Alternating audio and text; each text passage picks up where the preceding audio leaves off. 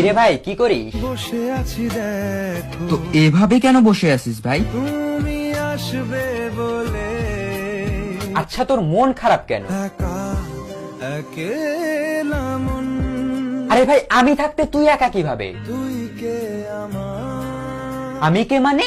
আমাকে তুই ভুলে গেলি? নারে না ভাই তুই কি তোর লাইফে ভালোভাবে বাঁচতে চাস না? বেঁচে থেকে লাভ কি বল বেঁচে থেকে লাভ কি মানে?